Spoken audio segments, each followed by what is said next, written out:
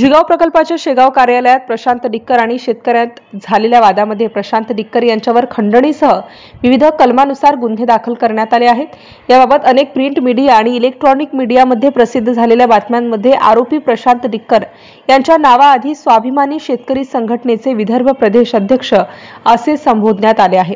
मात्र याबाबत शेतकरी संघटनेचे जिल्हाध्यक्ष अमोल पाटील यांनी विधानसभा निवडणुकीच्या उमेदवारीपासून वादग्रस्त प्रशांत डिक्कर यांचा शेतकरी संघटनेशी कोणताही संबंध नसल्याचे शिक्कामोर्तब केले आहे।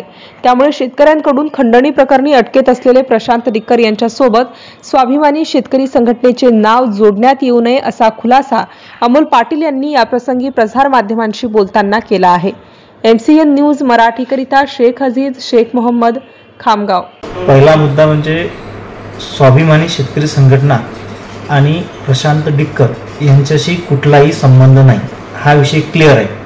कारण की बऱ्याचशा पत्रकार बांधवांचे मला फोन आले, ज्या अर्थी प्रशांत डिक्कर यांनी विधानसभा निवडणूक लढवली त्यावेळेस त्यांनी जनस्वराज्य पक्ष म्हणजे छत्रपती संभाजी महाराजांच्या पक्षात प्रवेश घेऊन त्यांनी विधानसभा निवडणूक लढवली होती। त्यावेळेसपासून स्वाभिमानी शेतकरी संघटनेचा आणि त्यांचा कुठल्याही प्रकारचा संबंध नाही आहे। आणि बऱ्याचशा पत्रकार बांधवांचे मला या विषयावर भरपूर फोन आले, किंवा ते तुम्ही जिल्हा अध्यक्ष आहे, ते विदर्भ अध्यक्ष होते। हो, विदर्भ अध्यक्ष कधी होते? जोपर्यंत ते आमच्या पक्षामध्ये कार्यरत होते।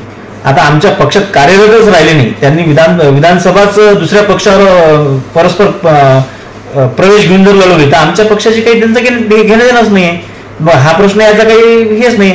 बऱ्याचशा पत्रकार बांधवांनी स्वाभिमानी शेतकरी संघटनेला बदनाम म्हणजे त्यांचंच नाव त्यांनी एकसारखं घेतलं की विदर्भ अध्यक्ष, परंतु तशी वस्तुस्थिती मी त्याच्यावर सविस्तर वरिष्ठांशी बोलून प्रेस नोट पण काढलेली आहे आणि वरिष्ठांच्या आदेशाने मी ही प्रेस नोट काढलेली आहे। किंबहुना मी जिल्हाध्यक्ष या नात्याने जरी काढली असेल तरीही वरिष्ठाच्या सहमतानेच काढलेली।